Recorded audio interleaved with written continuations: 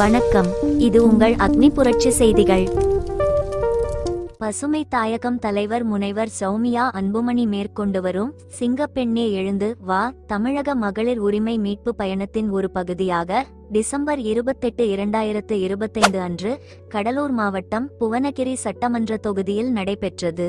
இந்த மகளிர் உரிமை மீட்பு பயண கூட்டத்தில் முனைவர் சௌமியா அன்புமணி அவர்கள் தலைமையேற்று சிறப்புரையாற்றினார். முன்னதாக நிகழ்ச்சிக்கு கலந்து கொள்வதற்கு முன்பு மகளிர் சங்கம் சார்பில் சிறப்பான வரவேற்பு அளிக்கப்பட்டது. முழக்கத்தோடு வந்திருக்கும் உங்கள் அனைவரையும் பார்த்ததில் மிகுந்த மகிழ்ச்சி.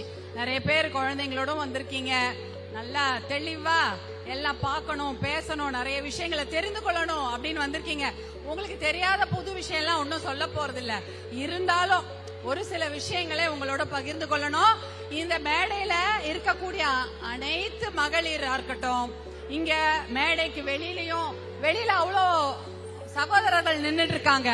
அவங்க எல்லாம் இந்த நிகழ்ச்சி நடக்க உறுதுணையாக இருந்தார்கள். மாவட்ட செயலாளர்கள், மாவட்ட தலைவர்கள், ஒன்றிய செயலாளர்கள், ஒன்றிய தலைவர்கள், பொறுப்பாளர்கள்னு எல்லாரும், மகளிர் பொறுப்பாளர்களா இருக்கட்டும், எல்லாரும் இந்த நிகழ்ச்சி இவ்வளவு சிறப்பாக நடக்க வேண்டும் என்பதற்காக ஒத்துழைச்சு வேலை செய்தாங்க. அதை வெற்றியாக்கியது நீங்கள் தான். இவ்வளவு பேரும் நீங்க ஆர்வமா வந்து உட்கார்ந்து இருக்கீங்க. அவர்களுக்கும் நன்றி. நீங்க இவ்வளவு ஆசையா வந்து உட்கார்ந்து என்னுடைய அன்பு சகோதரிகள், என் தங்கச்சிங்களுக்கும் எங்க அக்காங்களுக்கும் இன்னும் மிகப்பெரிய நன்றியை நான் தெரிவித்துக் கொள்கின்றேன். ஏன்னா உங்களை பார்க்கதான் நானும் வந்தேன். காலையில ஒரு 4:30-5 மணி இருக்கும். வண்டியில ஏறி உட்காந்துட்டு வரணும், எல்லாரும் சீக்கிரம் டைமுக்கு வந்து பார்க்கணும் அப்படின்றதுக்காக தான் வந்தேன். நீங்களும் இன்னைக்கு எல்லாரையும் பார்க்கணும், அக்காவை பார்க்கணும், எல்லாரையும் பார்க்கணும்னு நீங்களும் ஆர்வமா வந்திருக்கீங்க. மிகுந்த நன்றி. இந்த பகுதி சேத்தியா தோப்பு அப்படின்னாலே ஒரு, அதாவது வெளியில சொல்ல முடியாத ஒரு இது, தியாகம் செய்த பூமின்னு தான் சொல்லணும் இல்லையா? ஏன்னா NLC-க்காக அதிக நிலங்களை இங்கதான் கொடுத்தாங்க. அதானே, NLC-க்காக அதிக நிலங்களை கொடுத்து தியாகம் செய்த பூமி தான் இந்த பகுதி. இந்த பகுதி புவனகிரி மாவட்ட, புவனகிரியை பொறுத்த வரைக்கும் கடலூர் மாவட்டத்துல தியாகம் செய்தவர்கள் தான் சொல்லணும். ஏன்னா யாராவது வீட்டை விட்டு கொடுப்பாங்களா? உங்க நிலத்தை விட்டு கொடுப்பாங்களா? யாராவது இல்ல எங்க ஊர்ல இருந்து நாங்க சாமி கும்பிட்ட குலதெய்வம் கோவில், நான் பிறந்து வளர்ந்த அப்பா வீடு, எங்களுடைய நிலம் எல்லாத்தையும் இந்த நாட்டுக்காக தியாகம் செய்த ஊர் கடலூர் மாவட்டம் புவனகிரி. இந்த பகுதியில அவ்வளோ நிலத்தை கொடுத்துட்டு இன்னைக்கு இங்க மலர்ந்த முகத்தோட உட்கார்ந்து இருக்கீங்க. அங்க நமக்கு NLC கொடுத்தது எதுக்கு? நாட்டுக்கு கரண்ட் வேணும், கரண்ட் வேணும்ன்றதுக்காக தான் கேட்டாங்க. அவங்களுக்கு கொடுத்துட்டு அங்க வேலை கூட கிடையாது. யாருக்கா வேலை இருக்கா? கிடையவே கிடையாது. உங்க எல்லாருக்கும் தெரியும், ஏதாவது வேலை கொடுக்கறேன்னு சொல்லிருப்பாங்க, ஆனா வேலையே கொடுக்கல. டெம்பரரி வேலை கூட கிடையாது. பெரிய பெரிய வீடு இருக்கும், பங்களா வீடு, அதுல முழுக்க வெளிநா மாநிலத்துல இருந்து வந்து வேலை செஞ்சுட்டு இருப்பாங்க. நம்ம ஆளுங்க அங்க போய் பெருக்கிறது, துடைக்கிறது, கல்லு வச்சு ஏதாவது கட்டுறது, இதுக்குதான் உபயோகப்படுத்தி இருக்கிறாங்க. தமிழர்களை இந்த வேலைக்கு தான் கூட்டிட்டு போறாங்க NLC-ல. கம்மாபுரம் ஒன்றியத்துல இருந்து வந்திருக்கீங்களா? கம்மாபுரம் அந்த பக்கம் நின்று இருக்கீங்க. கம்மாபுரம் ஒன்றியத்துல இருந்து நீங்க வந்திருக்கீங்க. உங்களுக்கு அங்க கடந்த வருடம் நடந்த போராட்டம் ஞாபகம் இருக்கா? உங்களுக்காக அங்க போராட்டம் நடந்து எத்தனை கேஸ் வாங்கினாங்க எல்லாருக்கும் தெரியும். கறி வெட்டி, அப்புறம் வந்து கட்டாழை, அந்த ஊர் தானே, அந்த 2 ஊர்ல இருந்தும் நிலம் எடுக்க துணிஞ்சிட்டாங்க. பச்சை பசேல்னு வயல் வெளி, அங்க அப்படியே பயிர் பண்ணிட்டு இருக்காங்க. அந்த இடத்துல நடுவுல டிராக்டர் போக வேண்டிய இடத்துல JCB போய் அந்த பல்ல நோண்டி எடுத்துட்டு இருந்தது. அத பார்த்துட்டு இது பெரிய பிரச்சனை ஆகுதுன்னு சொல்லிட்டு யாருக்குமே அது தெரியாது. உங்க ஊர்க்காரங்களுக்கே அன்னைக்கு காலையில தான் தெரியும். அங்க சென்னையில மருத்துவர் அன்புமணி உங்களுடைய அண்ணன் தான் என்ன பண்ணாரு, இங்க இருக்கிற மாவட்ட செயலாளர்கள் 4 பேருக்கும் போன் பண்ணி சொல்றாரு, இங்க நிலம் எடுக்க போறாங்க, நீங்க போய் தடுத்து நிறுத்துங்கன்னு. இங்க இருக்கிற கடலூர் மாவட்டத்துல 4 பாட்டாளி மக்கள் கட்சியின் மாவட்ட செயலாளர்கள் எல்லாரும் நேரா போய் கலெக்டரை போய் பாக்குறாங்க. பார்த்து அதை நிறுத்த சொல்றாங்க. அப்பயும் நிறுத்தல. உடனே மிகப்பெரிய கடையடைப்பு போராட்டத்தை ஒரே நாள் அறிவிக்கிறாங்க. அன்னைக்கு அந்த ஒரே நாள் அந்த பகுதி முழுக்கும் கடையடைப்பு செஞ்சாங்க. வணிகர்கள், வியாபாரிகள், அங்க இருக்கிற அத்தனை பொதுமக்களும் கடையடைப்பு செஞ்சாங்க ஒரே நாள். அந்த மிகப்பெரிய வெற்றியை பெற்றது.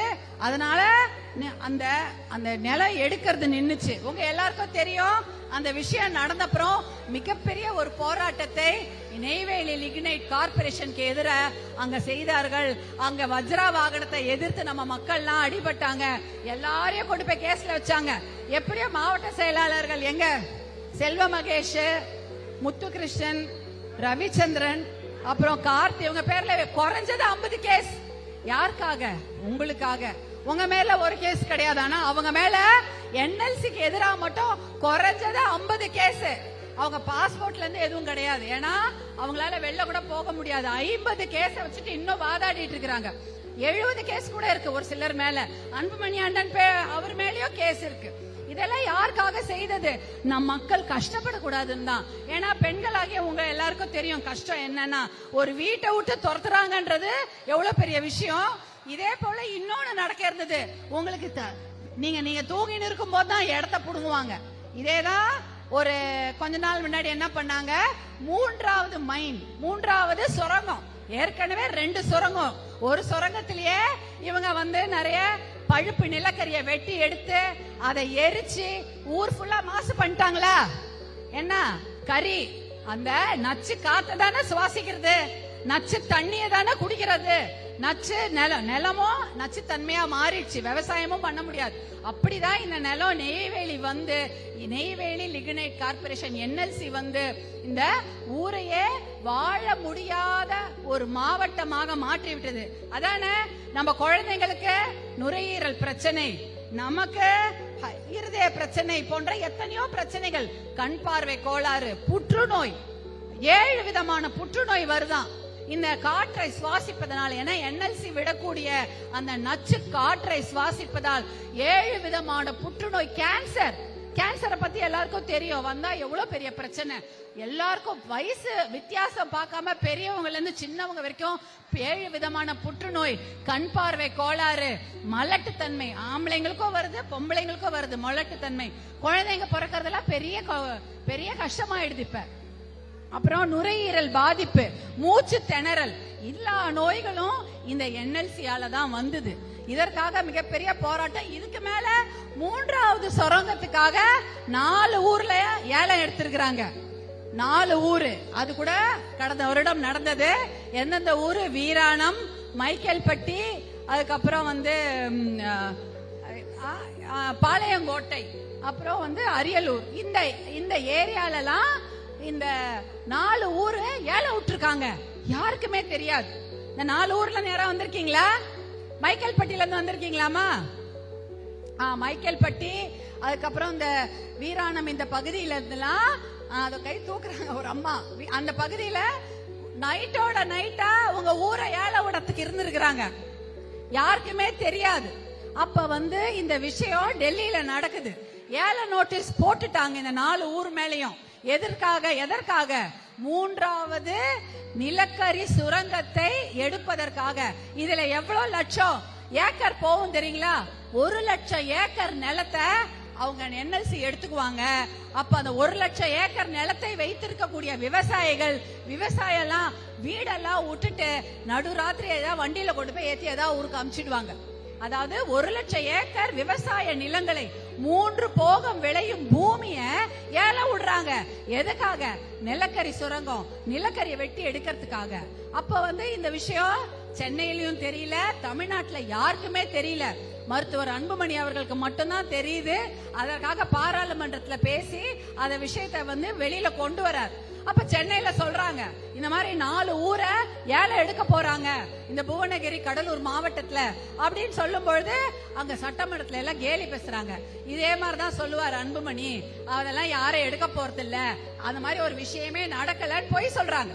அப்புறம் ஆதாரத்தோட ஏல நோட்டீஸ் தெரியும்லமா, பேப்பர்ல வரும். ஏல நோட்டீஸ் எல்லாம் அதெல்லாம் எடுத்துன்னு போய் காமிச்சு, இத பாருங்க ஆதாரத்தோட சொல்றோம், கடலூர் மாவட்டத்தில் இருக்கிற இந்த 4 ஊரையும் ஏலம் விடுறதுக்கு டெல்லியில இருந்து போட்டாங்க. இங்க இவங்க சும்மா இருக்காங்கன்னு சொன்ன அப்புறம் தான் ஐயோ எங்களுக்கு யாருமே சொல்லவே இல்லையே, அதிகாரிகள் கூட எங்களுக்கு சொல்லல அப்படின்னு சொல்லிட்டு அதை அப்புறம் தடுத்து நிறுத்துறாங்க. என்னது இது என்ன நடக்குதுன்னு கூடவா உங்களுக்கு எல்லாம் தெரியாது? இத இரவோடு இரவாக இந்த 4 ஊரையும் காலி பண்ணிட்டு அந்த ஊர் மக்களை எல்லாம் கொண்டு போய் ஏதாவது ஒரு வண்டியில ஏத்தி பக்கத்துல எங்கன்னா தள்ளிட்டு வந்துருவாங்க. அதுக்கப்புறம் அவங்களுக்கு பட்டா கிடையாது, வீடு கிடையாது, வேலை கிடையாது, சோறு கிடையாது, விவசாயம் கிடையாது, தண்ணி கிடையாது, எதுவுமே கொடுக்க மாட்டாங்க. அவங்களெல்லாம் நம்ம ஊர்லயே அகதிகளாங்க வச்சிருப்பாங்க. அகதிகள்னா என்ன? உங்களோட ஊரு, நாடு, உடைமை, சொத்து, சுகம் எல்லாத்தையும் இழந்துட்டு குழந்தை குட்டிங்களோட ராவோட ராவா உங்களை ஏதாவது ஒரு ஊர்ல போய் தள்ளுறாங்களே, அதுதான் அகதிக. அவங்க போர்க்காலத்துலதான் அகதிக உருவாங்களாம். ஏதாவது பெரிய 2 நாட்டுக்கும் சண்டை வந்தா அப்ப வேற வழி இல்லாம அகதிகள் உருவாவாங்க. ஆனா இன்றைக்கு கடலூர் மாவட்டத்தையே அகதிகள் மாவட்டமாக மாற்றி வச்சிருக்கிறாங்க. அதுதான் இன்னைக்கு நடந்து வச்சிருக்கிறது. அதனாலதான் நம்ம பாட்டாளி மக்கள் கட்சி சார்பாக இவ்வளவு பெரிய போராட்டங்களை முன்னெடுத்து நடத்தி செஞ்சுட்டே இருக்கிறோம். 1 லட்சம் இல்ல, ஒரே ஒரு ஏக்கர் நிலத்தை கூட அவங்களால கை வைக்க முடியாது. 1 ஏக்கர் நிலத்தை கூட அவர்கள் கை வைத்து எடுக்க முடியாது. இன்னைக்கு அதை தடுத்து வச்சிருக்கிறோம். இல்லனா என்னைக்கோ உங்க நிலத்தெல்லாம் புடிங்க அனுப்பிட்டு இருப்பாங்க. அதனாலதான் மருத்துவர் அன்புமணியா இருக்கட்டும், இந்த சகோதர சகோதரிகளா இருக்கட்டும், எல்லாரும் உங்களுக்காக போராட்டம் பண்ணி சண்டை போட்டு கேஸ் வாங்கிட்டு இங்க உட்கார்ந்து இருக்காங்க. நான் ஒண்ணு கேக்குறேன், இப்ப உங்க எல்லாருக்கும் கஷ்டம்னு தெரியுது. இதே மாதிரிதான் மதுரை அரிட்டாப்பட்டின்னு ஒரு ஊரு. அங்க டங்ஸ்டன் ஒரு சுரங்கம் இருக்குது. அதை எடுக்கணும்னு வரும்பொழுது நம்முடைய மாண்புமிகு முதல்வர் அவர்கள் பயங்கரமா அதுக்காக கோவப்படுறாரு. எப்படி நீங்க அரிட்டாப்பட்டியில டங்ஸ்டன் சுரங்கத்தை எடுப்பீங்க, அதற்கு நான் அனுமதிக்கவே மாட்டேன்னு சொல்லி மிகவும் உணர்ச்சி வசப்பட்டு அங்க டங்ஸ்டன் சுரங்கம் வருவதை மதுரை அரிட்டாப்பட்டியில தடுத்து நிறுத்துறாரு. அதே போல திருவாரூர்ல இதே மாதிரி ஒரு நிலக்கரி சுரங்கம் எடுக்கிறதுக்காக நோட்டீஸ் வரும்பொழுது அப்பயும் கொதிச்சு போறாரு. அவரால் தாங்க முடியல, இல்ல இத நான் எடுக்க அனுமதிக்கவே மாட்டேன் அப்படின்னு சொல்லிட்டு அதற்கும் தடுத்து நிறுத்துறாரு.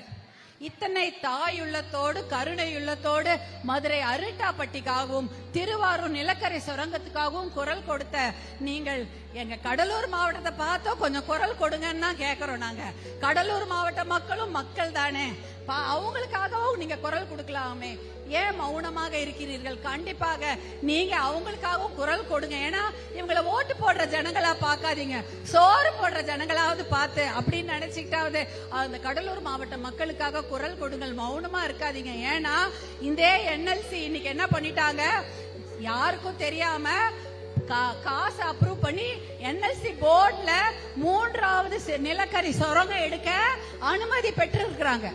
NLC போர்ட்ல வச்சு அனுமதி பெற்று காசு அதுக்கு ஒதுக்கி இருக்காங்க. என்னைக்கா ஒரு நாள் உங்க நிலத்தெல்லாம் எடுக்கிறதுக்கு அவங்க தயாராயிட்டாங்க. ஆனா அதற்கு தமிழக அரசாங்கம் மௌனமா இருந்தா பத்தாது, கண்டிப்பாக குரல் கொடுத்து இந்த விவசாயிகளை காப்பாற்ற வேண்டும். அது நாங்க எப்பயும் உங்களோட இருக்கிறோம். அன்புமணி அவர்கள் கண்டிப்பாக உங்க பின்னாடி இருக்கிறாரு. ஒரு புடி மண்ணை கூட எடுக்க முடியாது, ஒரு புடி நிலத்தை கூட அங்கிருந்து அவங்களால எடுக்க முடியாது. எப்படி அப்ப ஒரு பெரிய போராட்டத்தை பண்ணி தடுத்து நிறுத்தணுமோ, இன்றைக்கும் அந்த போராட்டத்திற்கு பாட்டாளி மக்கள் கட்சியும் மருத்துவர் அன்புமணி அவர்களும் நானும் உங்களோட தயாராக இருக்கின்றேன். கண்டிப்பாக ஒரு பிடி மண்ணை கூட எடுக்கவே முடியாது. அதே போல இவ்வளவு NLC பத்தி இவ்வளவு நேரம் பேசிட்டோம். உங்க எல்லாருக்கும் தெரியும், அவங்க நம்மளுக்கு 18,000 மெகாவாட் தான் தேவையா மின்சாரம். ஆனா எவ்வளவு நம்ம தமிழ்நாடு உற்பத்தி பண்ணுது தெரியுமா? 36,000 மெகாவாட் மின்சாரம் உற்பத்தி பண்ணுது. NLC வெறும் 2,200 மெகாவாட் தான் உற்பத்தி பண்ணுது. அதுலயே 600 மெகாவாட் தமிழ்நாட்டுக்கு கொடுத்துட்டு மிச்சம் வெளி மாநிலத்துக்கு கொடுத்துறாங்க. இதுக்கு எதுக்கு NLC? இவங்க ஏன் நமக்கு தேவை? அவங்கள முதல்ல வீட்டுக்கு அனுப்பணும், தேவையே கிடையாது. அவங்க இந்த ஊருக்கு முதல்ல அனுப்பி விட்டுணும். வேலையும் கொடுக்க மாட்டீங்க, எங்க இடத்தையும் எடுத்துக்கிட்டீங்க, கரண்ட் யாருக்கோ விக்கிறதுக்கு நாங்க ஏன் எங்க இடத்த கொடுக்கணும்? எதுக்கு நம்ம இடத்த அவங்களுக்கு கொடுக்கணும்? கொடுக்கவே கூடாது. அதனால இத தெளிவா இருங்க. ஏமாத்தி வருவாங்க, ஓட்டு கேட்கறதுக்கு வருவாங்க, அப்ப நல்லா சொல்லி அனுப்புங்க. ஓகேவா? புரிஞ்சுதா? ஓட்டு எப்படி கேட்க வருவாங்க? 1000 ரூபாய் கொடுத்துட்டு உரிமை தொகை, உரிமை தொகை. இது உங்க உரிமையா? எங்க உரிமை எங்க நிலம், எங்க உரிமை என் வீடு, என் உரிமை என் குழந்தைங்களுக்கு படிப்பு, என்னுடைய உரிமை மகளிருடைய உரிமை, நல்ல ஒரு தன்மானமுள்ள வாழ்வு. யார்கிட்டயும் போய் பிச்சை எடுக்க கூடாது. 1000 ரூபாய் பிச்சை போடுறீங்களா? போட்டுட்டு ஓட்டு வாங்குறதுக்கு வரீங்களா? என்னது இது? அந்த 1000 ரூபாவை எங்க வீட்டுல இருக்குது, எங்க அண்ணன் என்ன இருக்கமா, அந்த 1000 ரூபாய் எப்படி வந்தது சொல்லுங்க? நம்ம வீட்டுல இருந்து டாஸ்மாக்ல கொண்டு போய் கொடுத்துருப்பாங்க பாருங்க.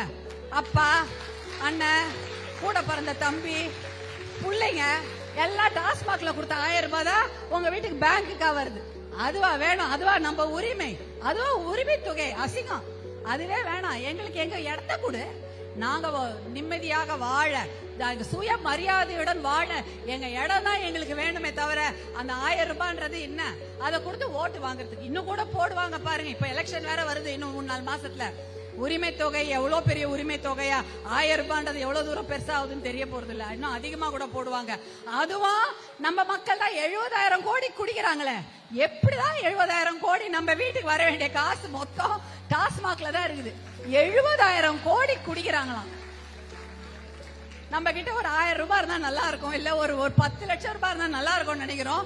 70,000 கோடி ரூபாவை நம்ம ஆண் மக்கள் போய் டாஸ்மாக்ல கொடுத்துட்டு வராங்க. அது நம்ம காசு தானே? யார் காசு? உங்க காசு தானே, உங்க வீட்டுல இருக்க வேண்டிய காசு தானே. அது இருந்தா கழுத்துல நல்ல பல கோல்டு செயின் போட்டுக்கலாம், ஒரு 10 புடவை வாங்கி பட்டு புடவை வாங்கி கட்டிக்கலாம், எல்லாம் வெளியூருக்கு போலாம். எல்லாத்தையும் கொண்டு போய் டாஸ்மாக்ல வச்சிடறாங்க. அதுதான் இங்க நடக்குது. யார் கேட்டாங்க டாஸ்மாக்க? கேட்டோமா சாராய கடைய? கேட்கவே இல்ல.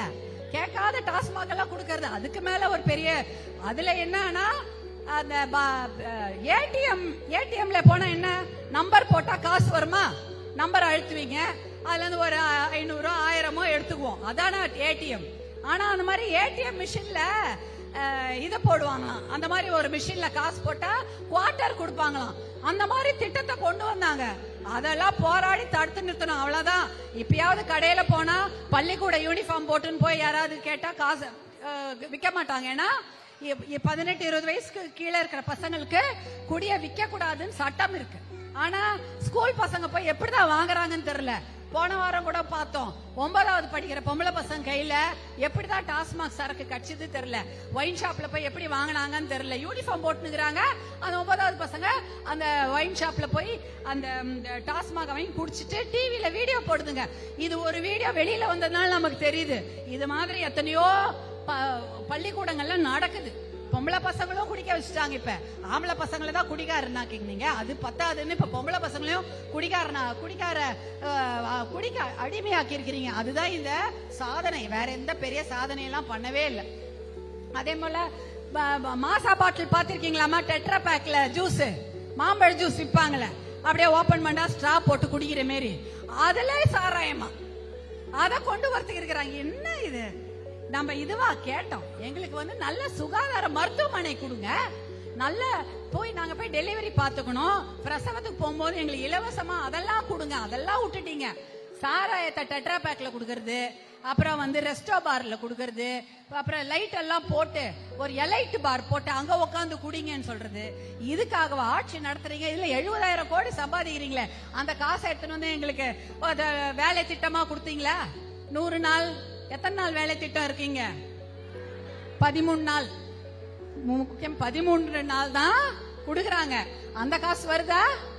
அது கூட வராது. கேட்டா 100 ரூபாய், 150 ரூபாய், 200 ரூபாய், 250 ரூபாய். அது எப்படி ஒரே வேலைக்கு ஒரு விதவிதமா சம்பளம் கொடுக்கறாங்கன்னு தெரியல.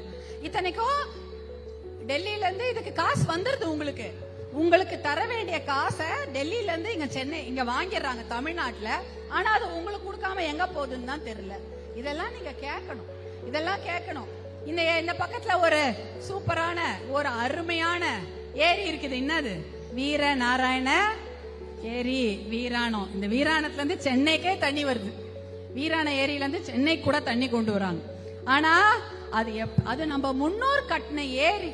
அதாவது சோழர் காலத்துல நம்ம முன்னோர்கள் கட்டின ஏரி. அன்னைக்கு கட்டின ஏரியை இன்னி வரைக்கும் தூரே வாரல. தூர் வாராம அழுக்கான பாத்திரத்துல சமைக்க முடியுமா? முதல் நாள் வச்ச ஒரு குழம்பு, அந்த குழம்பு பாத்திரத்தை மறுநாள் கழுவாம சமைச்சீங்கன்னா நல்லா இருக்குமா? கழுவி தானே சமைக்கணும். அப்ப ஏரி அப்படிதானே. இவ்வளவு வருஷம் அதுல எத்தனை அழுக்கு படிச்சிருக்கோம், வண்டல் படிச்சிருக்கோம். அத தூர் வாராம இப்படியே வச்சிருந்தா அந்த ஏரியில என்னதான் இருக்கும்? அந்த தண்ணியை குடிக்க முடியுமா? எதுவுமே பண்ண முடியாது. அந்த வீரான ஏரி 47 அடி இருந்தது, இன்னைக்கு 20 அடி தான் இருக்குது. இதுக்காக இவங்க ஆட்சி நடத்துறாங்க. ஒரு தூர் வாரினா தானே விவசாயம் செழிக்கும். சரி, விவசாயத்தை பத்தி பேசுவோம். மழை வந்தது, எல்லாருக்கும் நிவாரணம் வந்ததாமா? யாரெல்லாம் நிவாரணம் வாங்குனீங்க? வாங்குனீங்களா வாங்கலையா? இப்படி ஆட்டுறீங்க. ஐயோ, எதுக்குமே கொடுக்கலையா? விவசாயம் பண்ணி மழையில அந்த பயிர்லாம் அடிச்சுன்னு போச்சு, எல்லா சம்பாவோ குருவை ஆல்ரெடி எல்லாம் போச்சு, காசு வந்து சேரல. என்ன இது அநியாயமா இருக்குது. இப்ப காட்டு மன்னார் கோயில் பக்கத்துல எல்லாம் நான் கேள்விப்பட்டேன், அதாவது இன்னுமே வந்து அதுல பயிர் இழப்பீடு எவ்வளவுன்னு கணக்கே எடுக்கலையா. கணக்கு எடுக்காம எப்படி நீங்க விவசாயத்துக்கு பயிர் இழப்பீடுக்கு காசு கொடுப்பீங்க? கணக்கு எடுக்கணும்ல. எல்லாம் அந்த தண்ணிலாம் முழுவும் போதே வந்து எடுத்தாதானே நல்லது. எவ்வளவு பயிர் முழுகி இருக்கு, எவ்வளவு ஏக்கர் பாழ்பட்டிருக்கு, எவ்வளவு ஏக்கர்ல தண்ணி முழுவி இருக்குன்னு விஷயம் தெரியும். தண்ணி எல்லாம் காஞ்சப்புறம் நீங்க புதுசா பயிர் நட்டப்புறம் அதுக்கப்புறம் வந்து கணக்கு எடுத்தா என்னன்னு தெரியும். அவன் என்ன சொல்வான், இல்ல நல்லாதான் இருக்குது, போட்டோ எடுத்து போடுவாங்க. பாருங்க பயிர் வந்துருச்சு, உங்க தண்ணியில நிலமே பாழாவல, பயிரெல்லாம் நல்லபடியா வந்துருச்சுன்னு சொல்லிட்டு போயினே இருப்பானா. அவங்க வந்து எப்ப அங்க அழிவு ஏற்பட்டு இருக்கோ, எப்ப அந்த பயிர் முழுவி இருக்கோ அப்பயே வந்து கணக்கு எடுக்கணும்.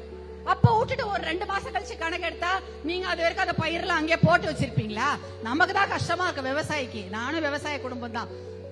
அந்த மாதிரி பயிர் தண்ணியில வெள்ளத்துல முழுவன பயிரை அப்படியே போட்டு வச்சிருக்க மாட்டோம். உடனே சுத்தம் பண்ணிட்டு கடனோ உடனோ வாங்கி போட்டு ஐயோ அந்த பருவம் தப்பிட போகுது அடுத்த பயிரை போடுவோமா இல்லையா? வெயிட் பண்ணுவோமா வந்து கணக்கு எடுக்கட்டோன்னு? இன்னுமே கணக்கு எடுக்கலங்கிறாங்க. இது என்ன அநியாயம்? அப்ப எப்பதான் விவசாயிகளுக்கு நீங்க நஷ்ட ஈடு கொடுப்பீங்க? நஷ்ட ஈடும் கொடுக்க மாட்டீங்க. பழைய நஷ்ட ஈடு கொடுக்கல, புது நஷ்ட ஈடுக்கு புது சேதத்துக்கு நீங்க கணக்கும் எடுக்கல. அப்ப விவசாயிகளுக்கு தலையில அவங்களுக்கு வந்து அவங்க வாழ்க்கையில மண்ணள்ளி போடுறதுதான் முதல் வேலை. அதுக்கப்புறம் தான் மத்த வேலை எல்லாம் பாப்பாங்கன்னு நினைக்கிறேன் இவங்க. நீங்க எதனாவது தொழிற்சாலை கேட்டீங்கன்னா முதல்ல வந்து தரிசு நிலம் எல்லாம் விட்டுருவாங்க. தரிசு நிலத்தெல்லாம் யாரும் எடுக்கவே மாட்டாங்க. நீ தொழிற்சாலை நீ தானே கேட்ட, வா உன் நிலத்தை கொடு. இதான் அவங்க பண்றது. நல்லா விளைஞ்சு நிக்கிற பூமியை தான் எடுப்பாங்க, அதுதான் நிலம். அந்த நிலத்தை எடுத்துதான் தொழிற்சாலை கட்டுறேன்னு. அவங்க கிட்ட எதை கேட்டாலும் முதல்ல விவசாயிகள் தலையில் அடிப்பதுதான் முதல் வேலை. அவர்கள் வயிற்றில் அடிப்பதுதான் முதல் வேலை. விவசாயத்துக்கு முக்கியத்துவமே கிடையாது. அப்புறம் நான் இந்த பகுதியில கேள்விப்பட்ட கிராமப்புறத்துக்கு பஸ்ஸே இல்லையாமே. அப்படியாமா? கிராமப்புறத்துக்கு பஸ் இல்லைன்னு சொன்னாங்க. ஏங்க தமிழ்நாட்டுல எத்தனை கிராமம் இருக்கு தெரியுமா? தமிழ்நாட்டுல மொத்தம் 12,500 பஞ்சாயத்து தான் இருக்கு. ஒரு பஞ்சாயத்துக்கு சில சமயம் ஒரு ஊர், சில சமயம் ஒரு பஞ்சாயத்துல 3 ஊர். தமிழ்நாட்டுல மொத்தமாவே இருக்கக்கூடிய கிராமங்கள் 45,000 இருந்து 50,000. குக்கிராமம் எல்லாம் சேர்த்தா கூட 45,000 கிராமம் தான் இருக்குது. குக்கிராமம் சேர்த்து ஒரு 50,000 வச்சுக்குவோம். சின்ன சின்ன ஊரு. அது வட தமிழ்நாடா இருந்தாலும் சரி, தென் நாடாக இருந்தாலும் சரி, மொத்தமாகவே தமிழ்நாட்டுல 45,000 முதல் 50,000 கிராமங்கள் தான் இருக்கு. அந்த ஊருக்குலாம் ஒரு பஸ் விட முடியாது அவங்களால. பஸ் தானே கேக்குறோம், ஏரோப்ளேனா கேட்டோம், எங்க ஊருக்கு பிளைட் விடுனா கேட்டோம், பஸ் விடுன்னு சொல்றோம். பஸ் கொடுக்கவே இல்லை. என்ன பண்ணிட்டாங்க? தமிழ்நாட்டுல மொத்தமாவே 20,000 பஸ் தான் ஓடுது. அது தெரியுமா? தமிழ்நாட்டுல மொத்தம் 20,500 அரசு பேருந்துகள் தான் ஓடுது. அதுல 3,000 பாயிண்ட் டு பாயிண்ட் பஸ். அதாவது சென்னையில ஆரம்பிச்சா கடலூர்ல நிக்கும், வழியில எந்த கிராமத்துக்கும் போகாது. மிச்சம் 3,000 சென்னையில ஓடுது. அந்த பஸ் எல்லாம் கிராமத்துக்கு வராது. இன்னொரு 3,000 ஸ்பேர் பஸ், ஷெட்யூல் பஸ். அதாவது அட்டவணை போட்டு ஓட்டாத ஸ்பேர் பஸ், ஏதாவது ஒன்று ரிப்பேர் ஆனா போடுது. அப்ப 9,000 பஸ் இதுலயே போயிடுது. அப்ப மிச்சம் இருக்கிற ஒரு 11,000 பஸ் தான் கிராமத்துக்கு வந்து போகுது. அந்த பஸ்ஸோட நிலைமை எல்லாம் எப்படி இருக்கும்?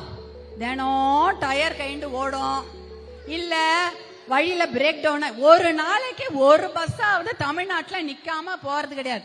இப்ப கூட ஒரு வாரம் முன்னாடி திட்டக்குடி அருகே வந்து ஒரு பெரிய அரசு பேருந்தோட டயர் வெடிச்சு செதறி எதிர்க்க வந்த 2 கார்ல மோதி 9 பேர் இறந்துட்டாங்க. இது அரசு பேருந்து அந்த நிலைமையில லட்சணத்துல இருக்கு.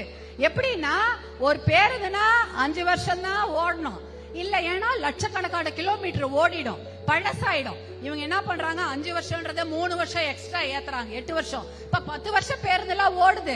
அதை பராமரிக்கிறதுக்கு ஆளே கிடையாது. ஒரே கண்டக்டர், ஒரு டிரைவர். அதுல சைட்ல இருக்கிற மேல ஒரு கண்ணாடி இருக்கும், வண்டி ஓட்டும் போது கண்ணாடி இருக்கும். இந்த பக்கவாட்டுல இன்னொரு கண்ணாடி சைடு மிரர் அதெல்லாம் உடஞ்சிட்டா ரிப்பேர்லாம் பண்ணவே மாட்டாங்க. காலங்காலமா அதை ரிப்பேர் பண்றது அந்த டிரைவரும் அந்த கண்டக்டர் தான், இல்ல அந்த இன்ஜினியர் பரிதாபப்பட்டு போட்டாதான் உண்டு. அவங்க சொந்த காசை போட்டுதான் பண்றாங்க. ஏன்னா அந்த டிரைவர்லாம் ஏன் தெரியுமா, அந்த டிரைவர் கண்டக்டர் அவங்க போறாங்க, அவங்க இவ்வளவு பேரை ஏத்தின்னு போறோமே, ஏதாவது ஆயிடுச்சுன்னா பயணிகள் செத்துருவாங்க, அவங்க உயிருக்கும் ஆபத்து, அவங்க குடும்பமும் நடுத்தருக்கு வந்துருமேன்னு பயத்துல எல்லாரும் இந்த சைடு மிரர்லாம் அவங்க சொந்த காசுல கை காசு போட்டுதான் அந்த ஓட்டுநரோ நடத்துனரோ போட்டிருக்காங்க. அதுக்கு மெயின்டெனன்ஸ்க்கு ஆளே கிடையாது. ஆனா பாத்தீங்கன்னா 100 பஸ் 300 பஸ் புதுசாக நாங்க வாங்கி விட்டோன்னு மிகப்பெரிய விழா நடத்துவாங்க. அப்படியே அன்னைக்கு அந்த பஸ்ஸ பாத்தீங்கன்னா பூசரெல்லாம் தொங்க விட்டு அமைச்சர்கள் வந்து அதுக்கு சூடெல்லாம் காமிச்சு என்னமோ பண்ணுவாங்க. பயங்கர விமரிசையா அந்த பஸ்ஸ துவக்கி வைப்பாங்க. புது பஸ் வெறும் 200-300 பஸ் தான். ஆனா ஒரு வாரம் 1 மாசம் 2 மாசம் கழிச்சு போய் அந்த பஸ்ஸ பாருங்க, அது புதுசா பழசான்னு உங்களுக்கே தெரியாது. அதை மெயின்டைன் பண்றதுக்கு ஆள் போட மாட்டாங்க. அத சுத்தம் பண்ணி பலன்னு தொடச்சி வச்சு புதுசா வைக்கிறதுக்கு கூட ஆளே போட மாட்டாங்க. ஏன்னா அதுக்கெல்லாம் சம்பளம் கொடுக்கணுமே, உங்களுக்கு தான் தெரியுமே, கொடுக்கவே மாட்டாங்க. எல்லாரையும் தான் நீங்க டெம்பரரியா எடுக்கிறீங்களே. எவ்வளோ பசங்க படிச்சு வேலை இல்லாம இருக்காங்க, ஏதோ டெம்பரரி தற்காலிக வேலையாவது கொடுத்து ஓட்டுநர் நடத்துனர் எடுத்து இன்னும் ஒரு 1000 பஸ்ஸ வாங்கி விடுங்க. 11,000 பஸ் எப்படி பத்தோம்? 45,000 கிராமத்துக்கு. அதுவும் அந்த பஸ் எப்படி விடுவீங்க? காலையில ஒரே பஸ் போகும், அந்த பஸ் திருப்பி வந்துரும். சாயங்காலம் பஸ்ஸே விட மாட்டீங்க. வேலைக்கு போறவன் என்ன பண்ணுவான்? காலையில அந்த பஸ் ஏறி டவுனுக்கு வந்துட்டு ராத்திரி வரைக்கும் அங்கேயே தங்கிட்டு மறுநாள் காலையில பஸ் பிடிச்சி போவாங்க. இன்னொரு பஸ் விட்டா தானே போக முடியும். சாயங்காலம் அந்த பஸ் திருப்பி போகணும்ல, ஒரு ஷிஃப்ட் தான் ஓட்டுவாங்க. அப்ப சாயங்காலம் வீட்டுக்கு எப்படி போவாங்க? பள்ளிக்கூடத்துக்கு போற குழந்தைகளோ கல்லூரிக்கு போற பெண்களோ காலையில பஸ் எடுத்து போயிட்டு படிச்சுட்டு திரும்பி எப்படி வருவாங்க? வேற வழியே கிடையாது. வேற தனியார் கல்லூரி வாகனமோ தனியார் பள்ளி வாகனத்துலதான் வரணும். நல்ல வேலை தனியார் பள்ளி கல்லூரிகள்ல எல்லா ஊருக்கும் பஸ் விடுறாங்க, இல்லைன்னா படிப்பு தடைப்பட்டிருக்கும். தனியார் பள்ளி கல்லூரியிலாம் ஸ்கூல் பஸ் காலேஜ் பஸ் விடுறாங்கல்லமா, மகளிர் கல்லூரியிலாம். அதனாலதான் நீங்க எல்லாம் தைரியமா போயிட்டு வரீங்க. அதுக்கு 15,000 செலவாகும். ஆகுமா ஆகாத? வருஷத்துக்கு மாசத்துக்கு ஒரு 1000 ரூபாய் 1500 ரூபாவது வாங்குவாங்க. வாங்கி உங்களுக்கு 15,000 வருஷத்துக்கு வச்சாதான் அந்த பள்ளி கல்லூரி வாகனத்துல போக முடியும், படிக்க முடியும். அரசு எதுக்காக ஏங்குறீங்க? அப்ப நீங்க பேருந்து கூட அனுப்பல, மக்கள் போய் வரணும். பூ வியாபாரி, பால் வியாபாரி, இவங்க எல்லாம் தினம் போய் வரணும்ல. போயிட்டு 2 நாள் கழிச்சா வீட்டுக்கு வருவாங்க. அதுக்கெல்லாம் கிடையாது. அப்ப இந்த பேருந்து பயணம் எப்படி இருக்கும்? ஒரே பயணம் தான். நைட் எப்படி வரும்னே தெரியாது. பாதுகாப்பு கிடைக்குமா? பெண்களுக்கு என்ன பாதுகாப்பு? ஒரு பாதுகாப்பு கிடையாது. ஏற்கனவே சந்துக்கு சத கடை, சாராய கடை திறந்து விட்டீங்க.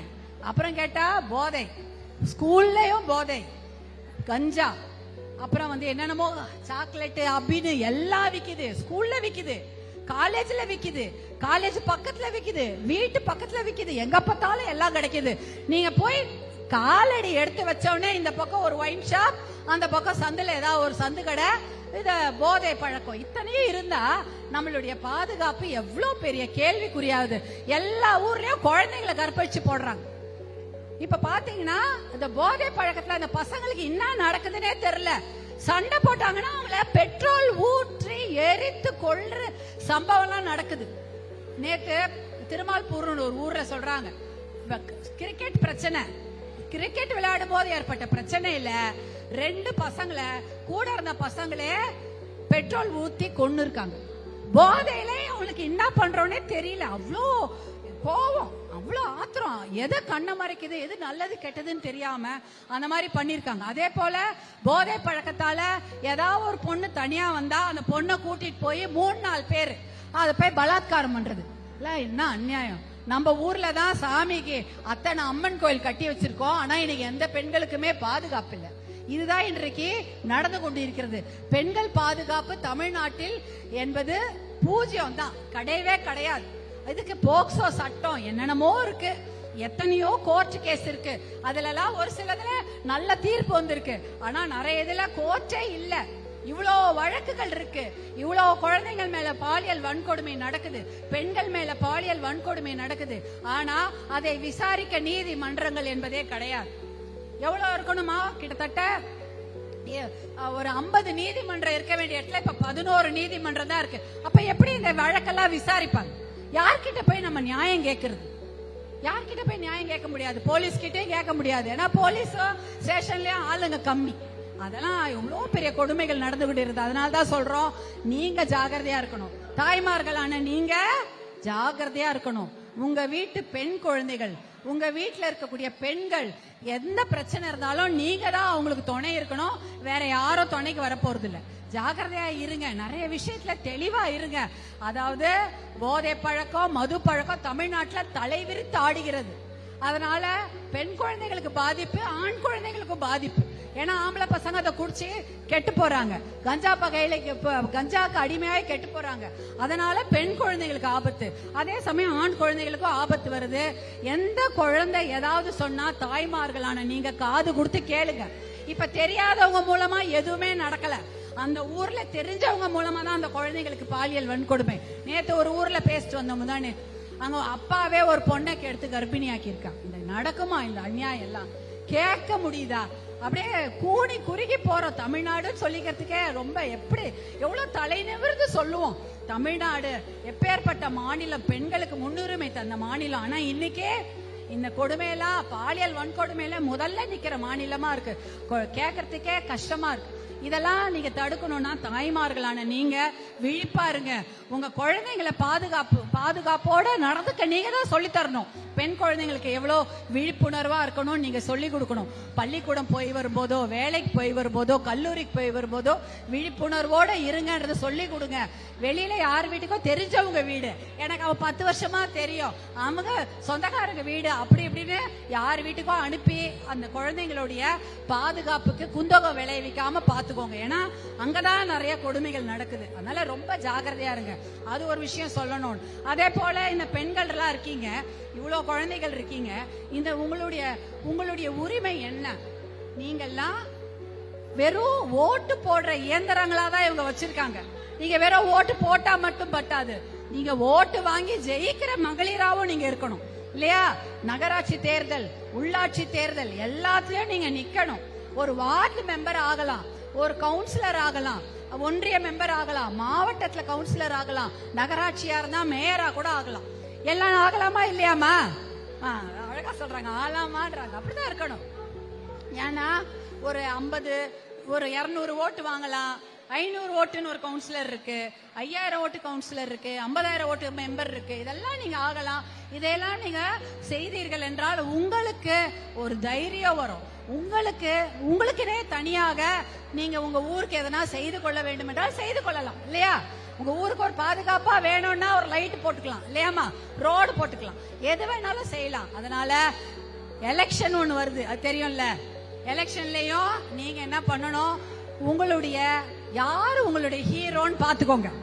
உங்களுக்காக அந்த பாப்பா யார் உங்களுடைய ஹீரோனா அன்புமணி சொல்லுது. ரொம்ப நன்றி, என்னுடைய ஹீரோ அன்புமணி தான்.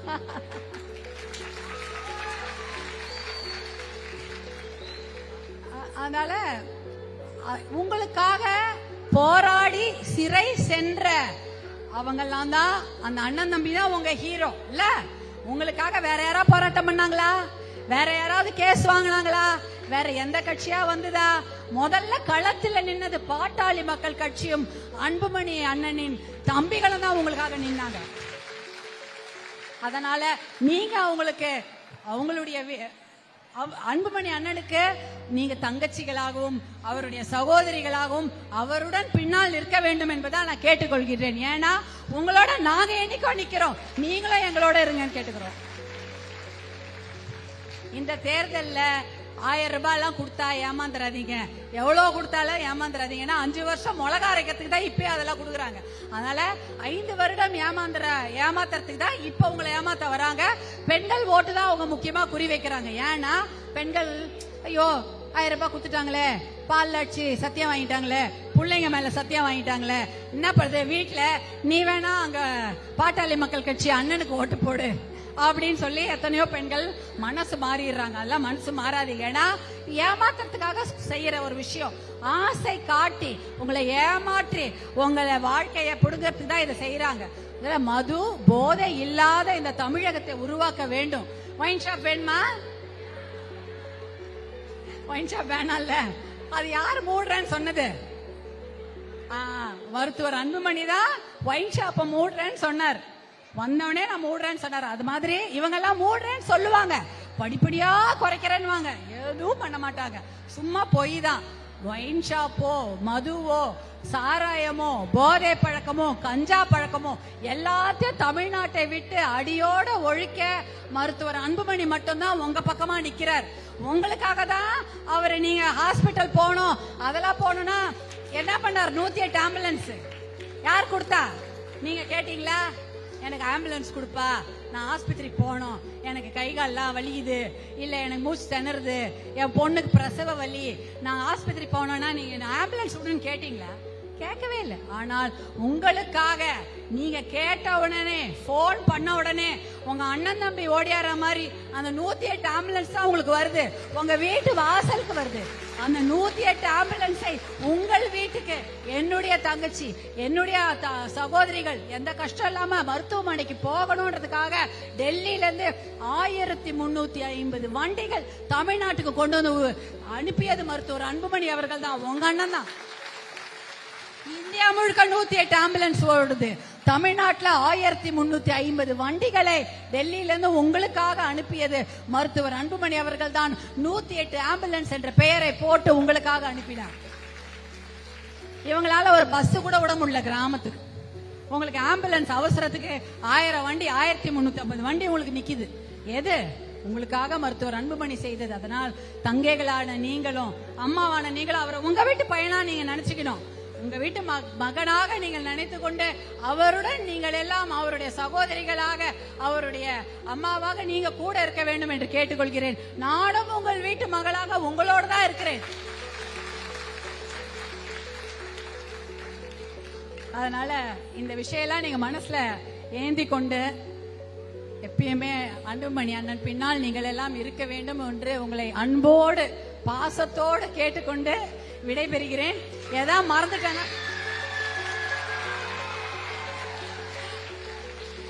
மறந்துட்டேனா சொல்றதுக்கு உங்களுக்கு? இல்ல நீங்க என்ன சொல்லணுமா? ஏதா சொல்லணுமா?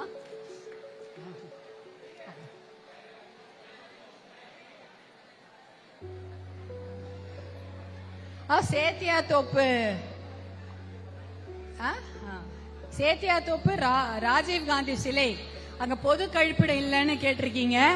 அதற்கான போராட்டம் தான் நம்ம வாழ்க்கை போல இருக்குல்ல. போராட்டம் தான் வாழ்க்கை. கேட்டாலாம் கொடுக்க மாட்டாங்கன்னு நினைக்கிறேன். போராடி தான் வாங்கணும் போல இருக்கு. அதுதான் நம்ம வாங்கிட்டு வரோம்னு நினைக்கிறேன். அதனால பரவாயில்ல, போராடுவதற்கு தயாராக தான் இருக்கிறோம். தைரியத்துக்கு குறைச்சலா? பெண்களுக்கு தினம் போராட்டம் தானே வாழ்க்கை. தினம் போராட்டம் தான். நாளைக்கு எப்படி நாளை கடத்துறது, இன்னைக்கு எப்படி நாளை கடத்துறது? we are survivors. மகளிர் தான் போராட்டம் என்பது நம்மளுடைய தினம் வாழ்க்கை. ஆம்பளைங்கள் கூட அதை மறந்து போய் சாராய கடையில மறந்துடுவாங்க. நம்மளால அதை மறக்க கூட முடியாது. தினம் போராட்டம். அதெல்லாம் போராட்டம் எப்படி இருந்தாலும் அதை நம்ம உரிமையை நாம் பெற்று விடுவோம். தமிழக மகளிருடைய உரிமையை நாம் என்றைக்கும் பெற்றுவிடுவோம். அதற்கு பாட்டாளி மக்கள் கட்சியும் மருத்துவர் அன்புமணியும் நானும் உங்களோடு என்றுமே உங்கள் வீட்டு பிள்ளைகளாக இருப்போம் என்று கூறிக்கொண்டு விடைபெறுகிறேன். நன்றி, வணக்கம். அடுத்தபடியாக அண்ணியார் அவருக்கு நன்றி. கொடுப்ப ஒரு நிமிஷம் இருங்கம்மா, ஒரு நிமிஷம் இருங்க. புவனகிரி வெள்ளாறு தடுப்பணை அந்த பகுதியில நான் அந்த இடத்துல எல்லாம் போயிட்டு வந்தேன். புவனகிரியில வெள்ளார போய் பார்த்தேன், பரவனாரை பார்த்துட்டு வந்தேன், பெருமாள் ஏரி பார்த்துட்டு வந்தேன். அதுக்கப்புறம் சேத்தியா தோப்புல அந்த கொடவுல அரிசி மூட்டையெல்லாம், ஐயோ அநியாயம். அரிசி மூட்டை 1 லட்சம் அரிசி மூட்டையை குவிச்சு வச்சுட்டு அது அப்படியே இதுவாயிடுச்சு. அதை விற்க கூட இல்ல. அரிசி மூட்டையில இருந்து நாத்தே வெளில வந்துருச்சு. அதை கடைசியில கழுவி ரேஷன் கடையில போட்டு நம்ம கிட்ட தான் கொடுப்பாங்க. இல்ல அந்த கருப்பரிசியை அப்படிதான் கொடுத்து விட்டுருவாங்க. அதான் நடந்தது. அந்த விவசாயிகளை பத்தி கவலையே கிடையாதுன்றதா இதுக்கு அது ஒரு உதாரணம். கரும்பு சர்க்கரை ஆலையில அரிசி மூட்டையை போட்டு வச்சிருக்காங்க. அது அப்படியே நாத்து பூத்திருச்சு. நீங்க பாத்தீங்களா? பாத்திருப்பீங்க. நான் பார்த்தேன் போய். சரிம்மா, நன்றி.